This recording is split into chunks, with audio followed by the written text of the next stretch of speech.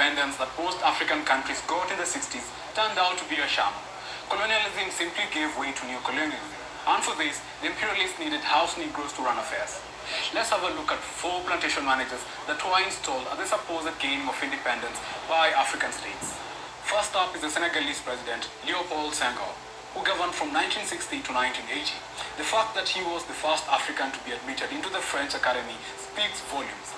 He is accused of placing French interests above his country's, even moving to Europe once his leadership tenure had expired.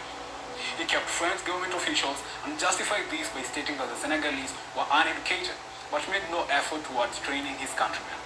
The Senegalese remained second-class citizens as all trade and industry was in the hands of the French.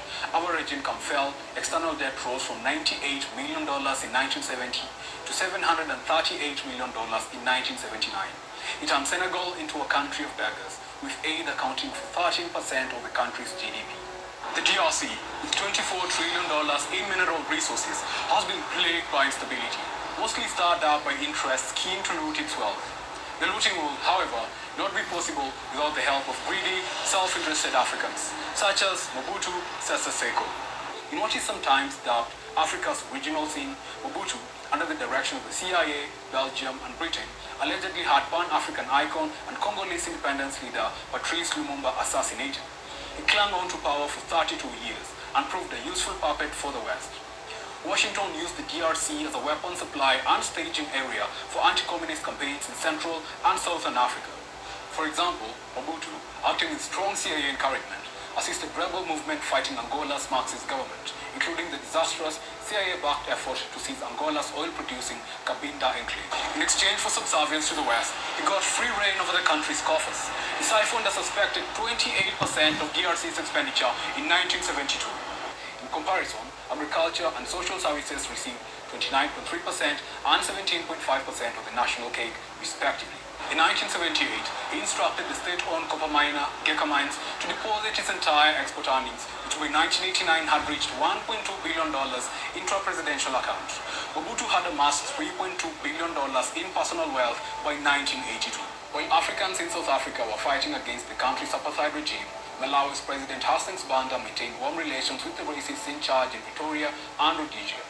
He went against the rest of the continent, calling boycotts of South Africa unrealistic. He lobbied the apartheid government for $25 million in financing for the construction of the capital in Lilongwe.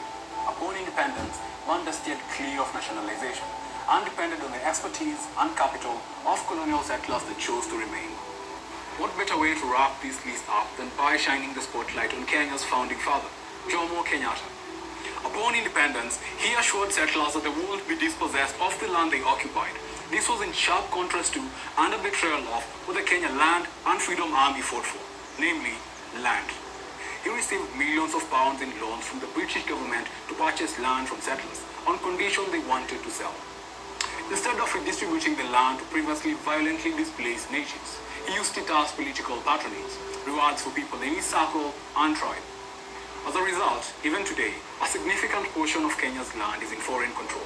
For example, conservancies control close to 10% of Kenya's total land area.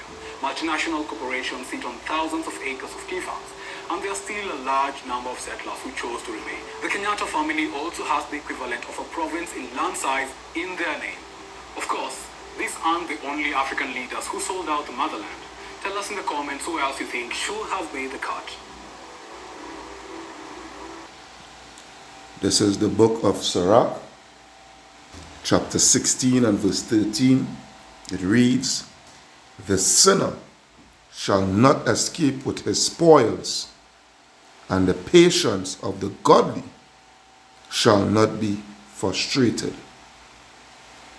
Shalom, shalom, shalom. This is your brother Kahan from the GMS Prophetic Vibration Camp here in Trinidad with another video, another lesson through the power and spirit of Yahweh Ba'asham Yahweh Shai.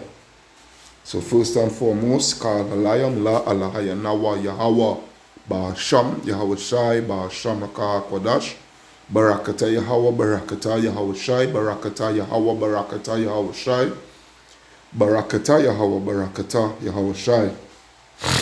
Double honors unto the apostles and elders of Great Millstone that rule well, Peace, blessing, salutation unto the brothers who preaching and teaching this truth. Show the four corners of the earth, risking their lives and their freedom to do so now more than ever. Shalom unto the speckled bird Israelite, and shalom unto the very few but faithful Akwatiyam, which is the sisters. This edification is titled The Pityless Shepherd. Alright? The Pityless Shepherd. And this is what we have as so-called leaders, all right, within our nation. Okay, pitiless shepherds. When I go to, bear with me, when I come here to the word pitiless, all right, take a look at that word before we get into the scriptures. It means what? Merciless, ruthless, cruel, heartless, remorseless, hard-hearted, stony-hearted, cold-blooded, yeah, lacking compassion, yeah, brutal, inhumane, unpitying, unsympathetic. All right? And these are the characteristics pursuant to the leadership within our nation. All right, this is what we have. This is what we have. A bunch of pitiless shepherds, and you young brothers and sisters should know the meaning of shepherds, but let's still, for edification's sake.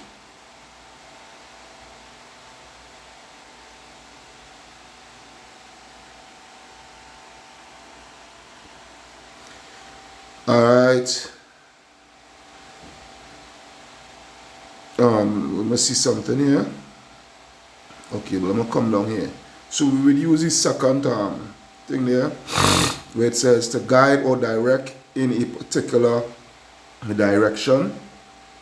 All right, which means to guide, to conduct, to steer, to accompany, attend, to walk, to lead. All right, to lead. To lead.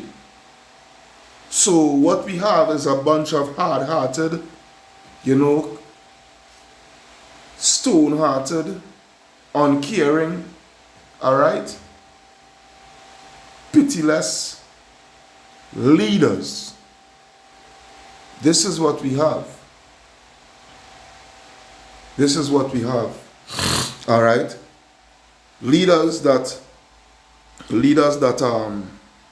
have gotten position of leadership. Yeah. Leaders that have gotten positions of leadership. And what have they done? They all fill themselves. Okay? They all fill themselves and can care less about the people that is under them. So long as them and their masters, continue to fill their belly, that's all that matters. Yeah, that is all that matters. All right? It's the same. Now that guy there was speaking about some of these past leaders within Africa. It even happened here. It's still happening here in the Caribbean. All right, and I could even go just about 40, 50, 60 years back by the likes of Papa Duck and Baby Duck. All right, where they were a father-son dictatorship. All right, and they were using the military to oppress the people and whatnot, so forth, and they stealing all the wealth Okay, they're stealing all the wealth and have their wealth, have their wealth in French banks. They're stolen loot in French banks and what have you, so forth, and ensuring that the French and America, they having free reign over the treasury, over the resources and all these things. That's why, again, verse 13, pursuant to the same scripture that I have there, the sinner shall not escape with his spoils. They are not going to escape with their spoils. Alright? They are not going to escape with their spoils. Their spoils is everything that they had stolen, everything that they had gained through ill-gotten gains. Alright, ill-gotten meaning it is going to come. It's gonna come to an end. I think it's in Proverbs. Riches gotten by ill-gotten gain. Let me see something. A while I come to that scripture, I think it's Proverbs 21 and 7. I want to believe. Baba Kusha. Let's take a look and see. Alright, not 7. Let me see. Alright, so it's not ill-gotten gain, but we could still use this, which is Proverbs 21 and 6, where it reads, the getting of treasures by a lying tongue is vanity, tossed to and fro of them that seek death. The robbery of the wicked shall destroy them, because they refuse to do. There's a scripture that speak about ill-gotten gains. Let me see. I'd have to type that in.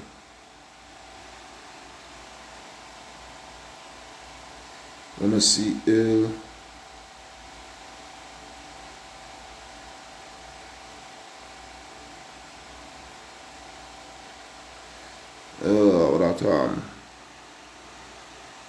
Bear with me, ill-gotten. Yeah, look, ill-gotten gain. It's Proverbs 10.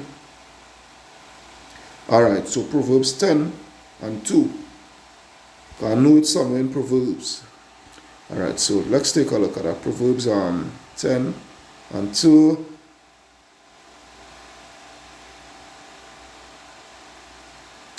Let me see. We can still use that. Alright, so it says treasures. Proverbs 10 and 2, treasures of wickedness profit nothing. Alright, treasures of wickedness profit nothing, but righteousness delivered from death.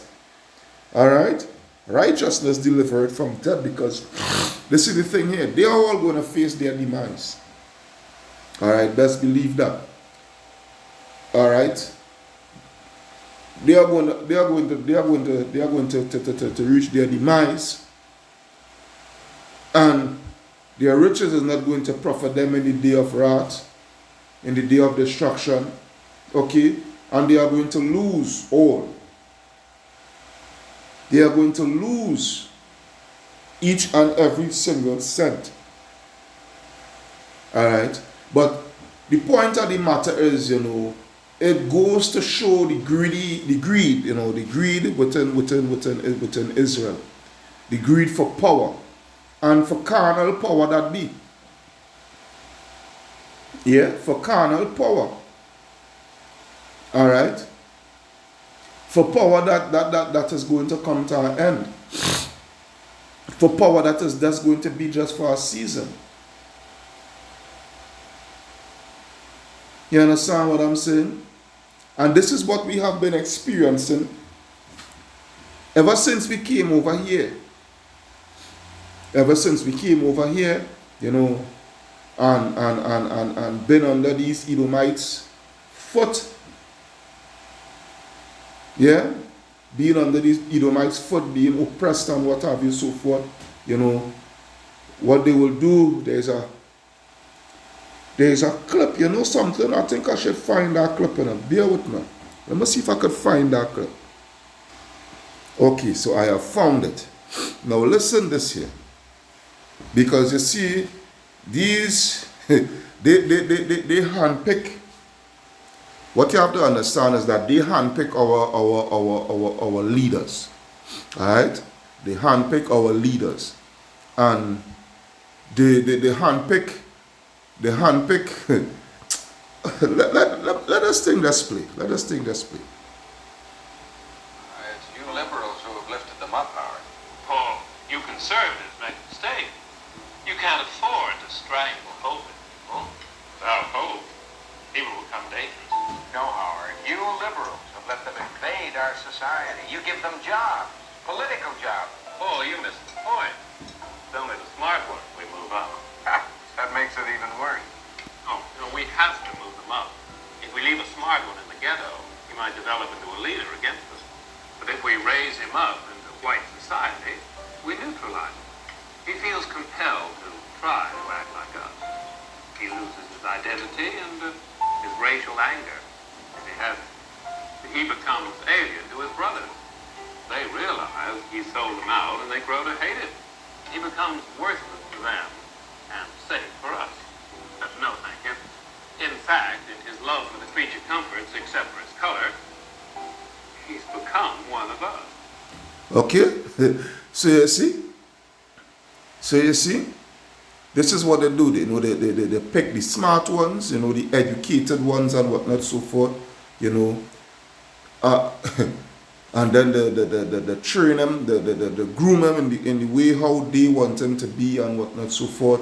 All right, and because it's all about them keeping in power. All right, the so-called white man. When I say them, I'm speaking about the so-called white man. It's all about they staying in power. All right, and using the smart, greedy, sellout Negroes, all right, to continue their reign over the people, to continue having that power, all right. And what they do, they handsomely pay their stooge Negro, all right. Yes, the sellout Negro. All right, he's handsomely paid. All right, he lives the best, he eats the best, he drinks the best, and whatnot, so forth.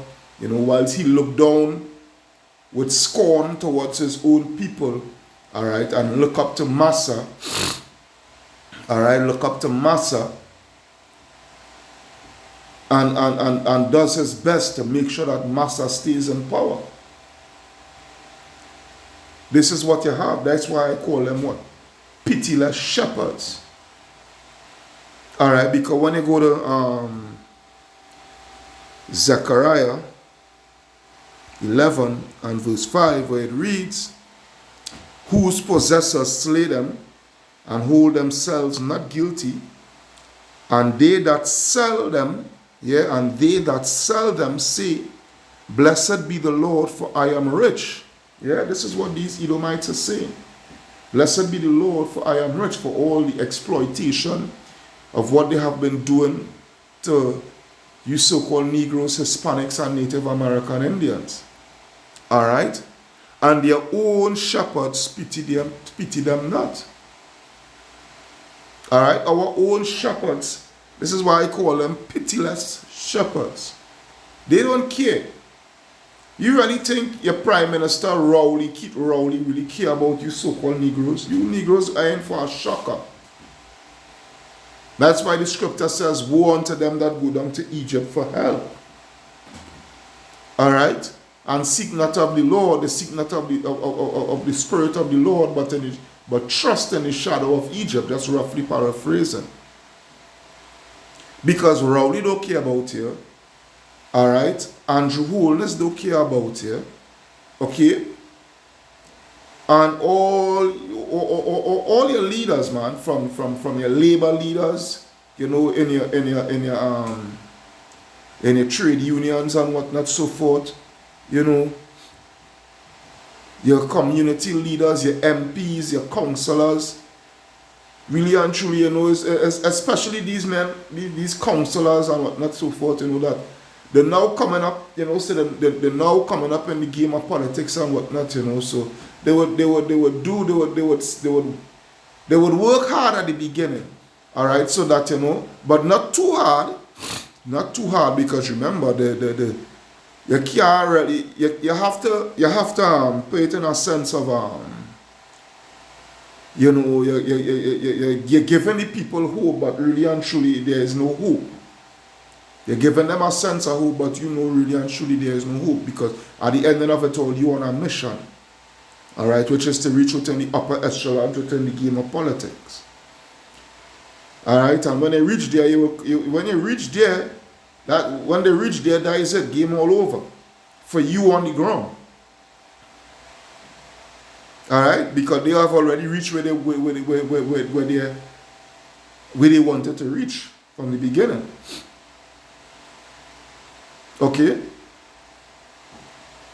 our own shepherds pity us not. All right. What you're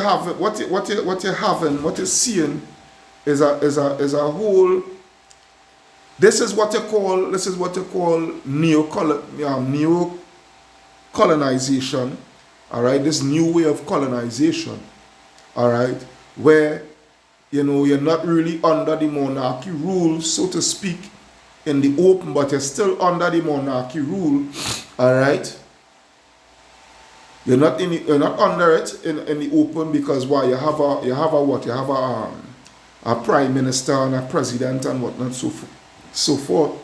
But really and truly behind the doors, the elites is the one that controlling everything, and bringing in the major corporations into your country and whatnot, so forth. Especially corporations that deals with your natural resources that you have in your country, and the raping and robbing your country.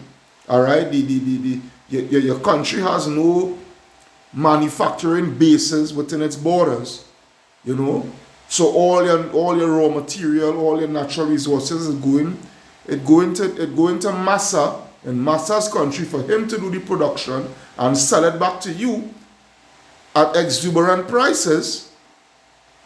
Okay. And the wealth not trickling down to the people. The wealth just stopping right towards the government. All right? The puppets that the elites have in play. There's where the wealth stops at. To whoever leading and his cabinet. Look at these ministers. Take, for instance, in Trinidad. Look at these ministers. All right? Before they get into politics, all right, they barely had anything. But as soon as they come into politics and they leave with vast amount of wealth. Numerous cars, mansion, all right, millions of dollars in the bank account, whatnot, so forth. They're well off. Again, pityless shepherds. That's why when they go to Jeremiah, let's take a look at Jeremiah. Jeremiah chapter 5. Jeremiah chapter 5 and verse, is it 26? Jeremiah 5 and 26, all right? And normally, we will read this pursuant towards pastors and whatnot, so forth. But it goes all around, it goes all around. It goes into your leadership also too, all right? Your political leadership, all right? So it says, Jeremiah 5 and 26, it reads, "For among my people have found wicked men," all right, wicked men, "that lay wait as he that setteth snares. They set a trap, they catch men. Yeah, as a cage is full of birds, so are their houses full of deceit. Therefore they are become great." Yeah, they are become great. They are waxing rich. All right, and there's where you have. All right, they are waxing rich. As I said, they come into politics with a modest lifestyle, a modest living, and what have you. And when they come out, boy, oh boy, you can't speak to them. You can't even look in their direction. All right? Verse 28, "They are waxing fat, they shine. Yea, they oppress they overpass the deeds of the wicked." Yeah, they overpass the deeds of the wicked. All right, because hey, they will will go to the lowest low just in order for them to achieve that power seat, to sit on that power seat. All right? They judge not the cause of the fatherless, yet they prosper. Yet they prosper, and the right of the needy do they not judge. Shall I not visit for those things, say the Lord? Shall not my soul be avenged on such a nation as this? But you have to understand, Israel always had sellouts. All right? Israel always had sellouts. When you take a look at 2 Ezra chapter 1 and verse 11, all right? It's not 2 Ezra, what nonsense.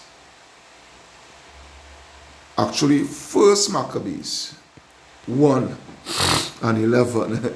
Yeah, so it reads. This is 1 Maccabees 1 and 11, and it reads, in those days when they're out of Israel, wicked men, all right, wicked men, who persuaded many, saying, let us go and make a covenant with the heathen that are round about us. For since we departed from them, we have had much sorrow. And it's the same thing today. All right, how did we get independence? How did structure that so-called got independence? Jamaica, St. Vincent, whatnot, so forth. How did they get this so-called independence? By wicked Israelites, all right, wicked Israelites who went to the colonial masters to make covenants with them, all right, to make covenants with them so that what? So that they could continue, all right, so that they could gain power, Salakia, so that they could gain power. They themselves could gain power and enrich themselves, all right. But behind closed doors, you know, the colonial masters, their grasp hasn't been loosed from the people, all right. Their grasp hasn't been loosed from the people. A perfect example of that, take for instance, all right, look for instance Trinidad. Okay, we are independent and we have a president, all right, which makes us a republic. And when you are a republic nation, all right, is because what? You're being governed by your own laws, all right, your own laws, your own statutes, all right, and whatnot, so forth. You know, nobody is not to interfere within a political arena and court of law and this and that and that and the other. But we being a republic nation, proof of we still under the grasp of the colonial masters of England is that our last court of appeal is the Privy Council in England. You understand what I'm saying? We still has to go by the lords of England. So it just goes to show, you know, it just goes to show the lies of democracy and the lies of independence and republicanism.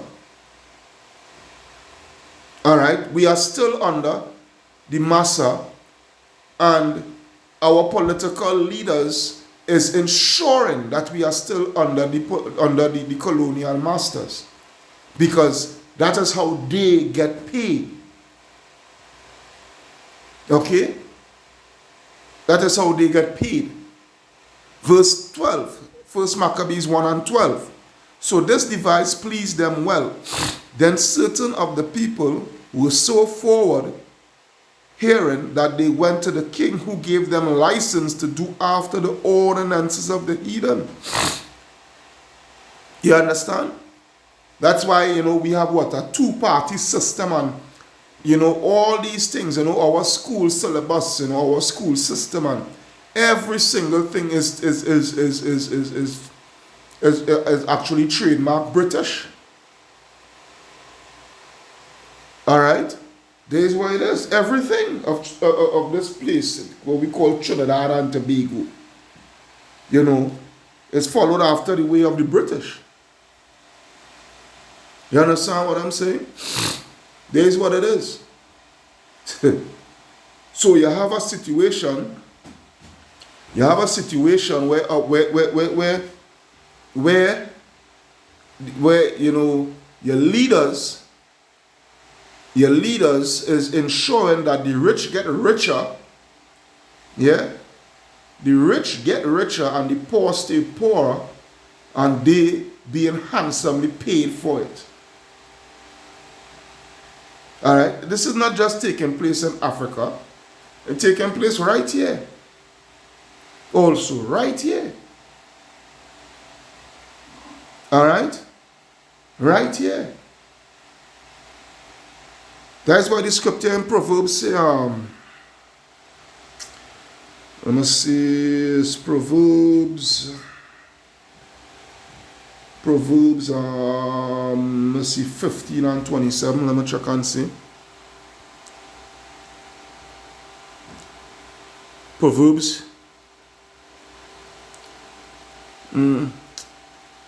I'll come back to this, not this one. I'll come back to that though. Let me see something here. Proverbs 22 and 16.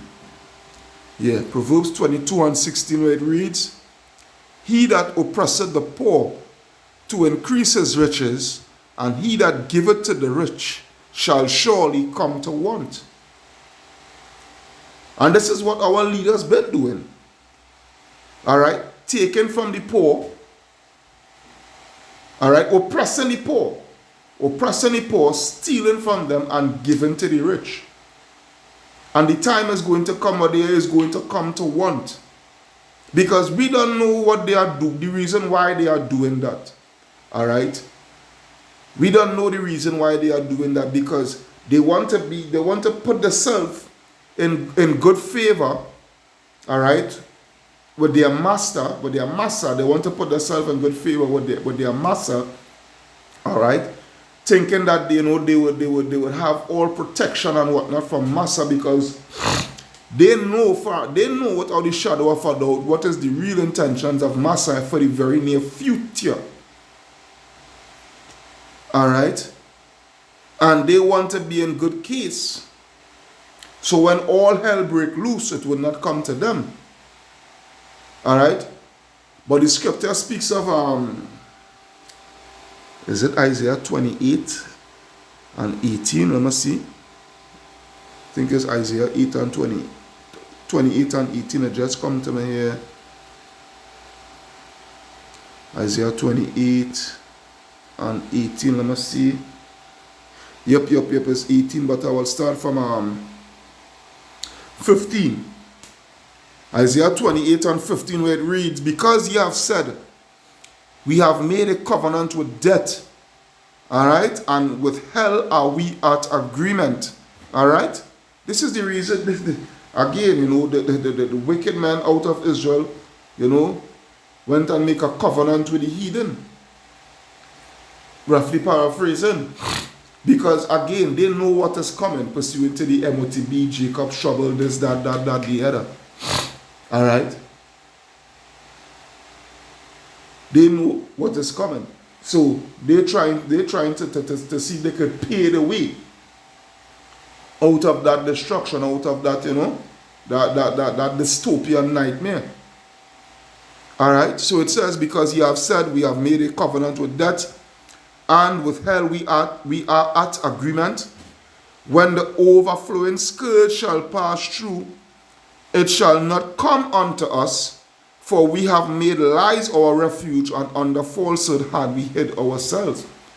All right, they think, yeah, they think that Esau is going to be all for them. All right, they think, all right, because of the might and whatnot, so forth, that Esau have accumulated militarily and all these things, because they know the Lord is coming back. They know Yahweh Shai is coming back, and coming back to bring judgment, coming back to bring destruction and judgment. All right. So within their minds, you know, because they have given themselves unto Satan, they think that Satan is going to win. They think that they think that Esau is going to win. Alright? But when I jump down, when I go down to 17, verse 17, where it reads, judgment also will I lay to the line, and righteousness to the plummet, and the hail shall sweep away the refuge of lies, and the water shall overflow the hiding places. Verse 18, and your covenant with death shall be disannulled, and your agreement with hell shall not stand when the overflowing scourge shall pass through. Then ye shall be trodden down by it. Alright, so we is going to see the judgment of your Rowley and all these leaders within Jake that scattered throughout. All throughout Africa and what have you, so forth. We're going to see their judgment. Alright? Because again, we're going back to the Proverbs 22 and 16. Proverbs 22 and 16. He that oppressed the poor to increase his riches. Because there's what he's doing. There's what they're doing. This is not just only speaking about Esau. This is also speaking about wicked Israelite leaders. Alright, who lead them. Alright, the pityless sheperds. Okay? And he that giveth to the rich shall surely come to want. There is what it is. Yeah, they're surely going to come to want. Because they're going to be destroyed. They're going to be trodden down in that day, in that time. You understand what I'm saying? They're going to be trodden down in that time. Yeah? When I take a look at because you have to understand this, it's all about greed. And Esau, which goes back to Jeremiah. Take a look at Jeremiah. Jeremiah 49 and 9. Jeremiah 49 and 9, where it reads, if grape gatherers come to thee, would they not leave some gleaning grapes? If thieves by night, they will destroy till they had enough. Yeah? Yeah, but the thing about it is what? To tie that in is Habakkuk. To tie that in is Habakkuk chapter 2 and verse 5. Where it reads, yea, also because he transgressed by wine, he is a proud man. He is a proud man, neither keep it at home. Yeah, neither keep it at home. The military bases and embassies and all these things throughout. Alright? Who enlargeneth his desire as hell and as death, and cannot be satisfied. These people, they will steal and steal and steal and will never be satisfied. Alright? And the thing about it is, they have wicked house Negroes, wicked house niggers as their accomplices, alright, to accomplish their deed in just stealing and oppressing. Alright? And cannot be satisfied, and gather it unto him all nations, and heap it unto him all people. There is where it is. Yeah? There is where it is. With this man here. They're just stealing and stealing and stealing, man. Stealing, and the pityless shepherds, they ushering on the wickedness. There's what you're having. Alright? You're having a bunch of shepherds that is all for themselves. They can care less about their people. Alright? They have no care for their people. But there's a judgment. Alright? There's a judgment. Alright? When I going back now to the Proverbs 15 and 27, actually 26, I should start from now. Proverbs 15 and 26, it reads, the thoughts of the wicked are an abomination to the Lord, but the words of the pure are pleasant words. He that is greedy of gain troubleth his own house, but he that hated gifts shall live. All right? He that hated gifts, he that hated bribery, all right, shall live. Because what these Edomites and what these pityless shepherds are practicing is actually abomination. Yeah? You don't steal from the poor. Okay? You don't steal from the poor. You don't oppress the poor. Alright? There's a scripture that I'm trying to get come to my head there in Psalms, you know. I think it's in Psalms or Proverbs, but nevertheless, where concerning the poor, you know, and they really don't have it, but But you know what the Lord said? Let's take a look at James 5. Let's take a look at the book of James, chapter 5, verse 1. James 5 and 1, it reads, Go to now, ye rich men, weep and howl for your miseries that shall come upon you. Your riches are corrupted, and your garments moth-eaten. Your gold and silver is cankered, and the rust of them shall be a witness against you, and shall eat your flesh as it were fire. You have heaped treasure together for the last days. Behold, the hire of the laborers which have reaped down your fields, which is of you kept back by fraud, crieth, and the cries of them which have reaped have entered into the ears of the Lord of Sabaoth. Ye have lived in pleasure on the earth and been wanton. Ye have nourished your hearts as in the day of slaughter. Ye have condemned and killed the just, and he doth not resist you. Yeah? But what the Lord say, be patient therefore, brethren, unto the coming of the Lord. Behold, the husbandman waited for the precious fruit of the earth, and how long patient for it until he receive the early and latter rain. Be ye also patient, establish your heart, for the coming of the Lord draweth nigh. All right? Because there's what? There's a time of judgment that is going to fall upon the face of the earth. The scripture saying, Luke, when they go to Luke,